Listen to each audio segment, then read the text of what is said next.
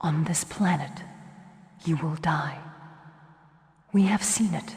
Ooh, well, it's so close. We have the release times for Dune Awakening, as well as some insider info from a creator dev Q&A with some really startling and amazing new information. Come along for the journey. Let's go. Now we have to start off with the release times. That was somewhat accidentally linked yesterday, over 24 hours ago, but now the official times have been circulated and we're looking at the same time for June the 5th and June the 10th. So pause the video if you need to, check your times, but we're looking at Los Angeles being 7 a.m. June the 5th, New York, 10 a.m. June the 5th, and unfortunately Australia, New Zealand, we got some of the worst times, 12 a.m. for Sydney and 2 a.m. for New Zealand. But there we have it, we finally got the times. We're also going to be able to pre-download Dune Awakening at least a day before on Steam, which is freaking awesome. So what is the long-term plan for Dune Awakening? There's a 10-year content roadmap confirmed. Freaking insanity. 10 years. We're looking at major DLCs every 3 months. And what's even more bonkers is that the game is going to take us off-world, meaning we're going to be leaving Arrakis and going to planets possibly like Caladan, the Atreides homeworld, or it might be Giedi Prime, Harkonnen's homeworld. There'll be regular free updates which will include new story content, dungeons, and more. So there will be progressions within this 10-year roadmap, offering tons of free content. But of course, all the good juicy stuff will probably be behind the DLCs, but it won't be required or mandatory, at least from our understanding currently. When it comes to the gameplay systems, there's been some pretty crazy tweaks to the combat, especially to address that horrendous stun lock issue. Now, we don't know the face of it yet, but we may see some of that being overcome in the next dev preview, which I'll put some links in the description, but that's coming very soon, pretty much tomorrow, the 28th of May, which should give us a lot more insight into the combat system and Deep Desert. One of the ways they're trying to combat the stun lock is this new mechanic called the Second Wind, which links into the stamina system, which is going to allow you to break the crowd control, effectively defeating stun lock. But we'll have a lot more information on that shortly. Coupled with that, to help to improve the combat, they've included heavy and slow attacks as 2 separate functions. And a few things to note: unfortunately, there will be no multiple loadouts, but more hotbar slots may come. I hope they at least double the hotbar slots. It's also worth noting there will be no auto run at launch. And unfortunately, there will be no tank available in the PvP Deep Desert at launch. It will be implemented and come in after as it finds its place within the game. So in some of the earlier trailers and game footage, there was a tank, but it won't be going live. Hopefully that comes soon. We mentioned that we will be going off-world, so to link into that, there is going to be some arena-based PvP, which will most likely be off Arrakis on one of these other worlds. That's going to be super interesting, but at the moment we just have some high-level details that it is sort of planned. It would be awesome to have some 1v1, 2v2, even like 40 versus 40 arena map on Caladan to really have like a completely new game type mode within Dune Awakening. But we'll see what happens and how this develops. Another great feature that is going to be available at launch will be visiting servers.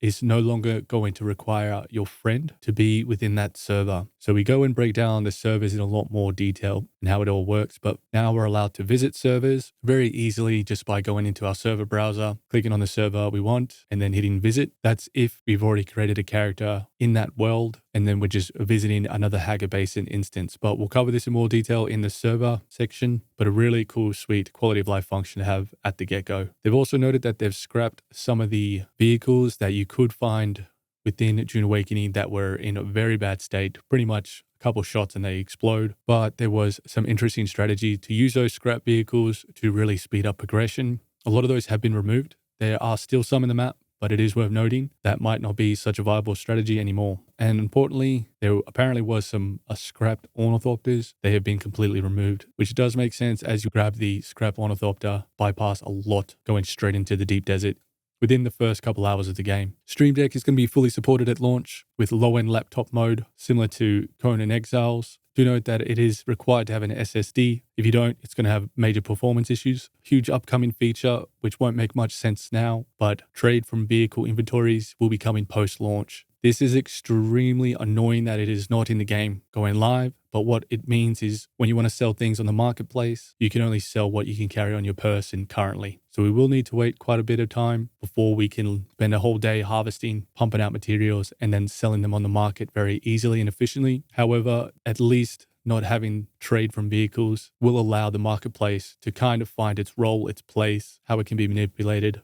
how the economy will work without having the onslaught of possibly hundreds of thousands of items being all sold. However, it is a critical function for the marketplace. They're also talking about character recustomization will be coming shortly after launch. So we will be able to create our character. Then as we play, if we don't like it, we can go and recustomize it. Very handy feature. That alone will be very helpful to a lot of players. They're also going to be implementing soon after launch is a permission system rework. Permission system currently is predominantly focused on your vehicles and your buildings, storages, refineries. And from what we've seen about that system, it could definitely use some quality of life functionality. So do note if you're in there at the game launch and you're not happy with the permission system, they are going to be reworking it to a degree.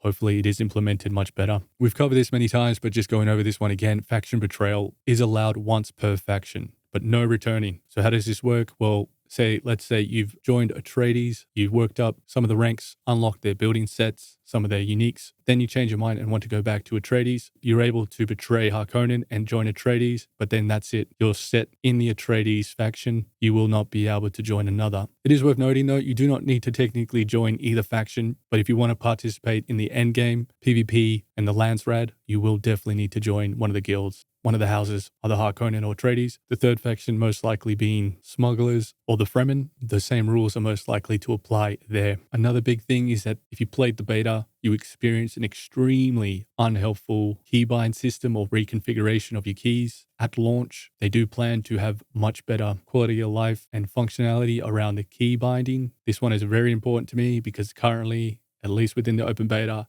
it was extremely hopeless. You were unable to assign many of the functions to your mouse. This is a highly requested and desired functionality. So it's really good. So it looks like they're really tightening up their release, and particularly shortly after the release, the next patch should be very juicy with a lot of quality of life. Now, one of the biggest questions for me and what people have been talking about is the modding side of Dune Awakening. I know the answer to this already. There will be next to no modding for Dune Awakening. Don't listen to anyone. This is a heavily protected IP. I've already seen and witnessed mods getting stripped out of Nexus due to the IP holders hunting down any kind of Dune mods. It's their IP. It makes sense. A little bit frustrating, but don't expect anything like that for Dune Awakening.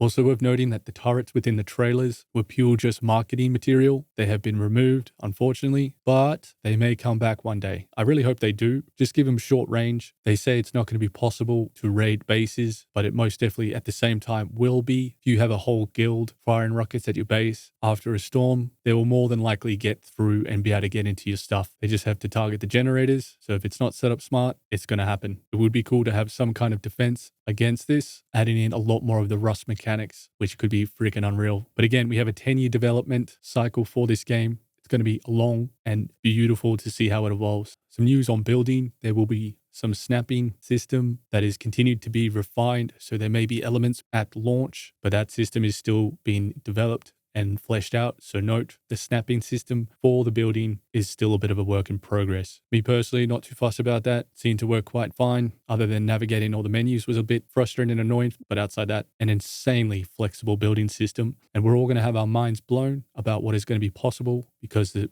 building system is so freaking flexible and creative. Just doubling back onto the factions and betraying a faction, it looks like you'll still be able to earn and buy gear even after switching. But I imagine how it'll work is you'll have to climb all the ranks as high as possible to unlock all the faction-specific gear, items, swashes, then betray them, and then you'll have access to everything still.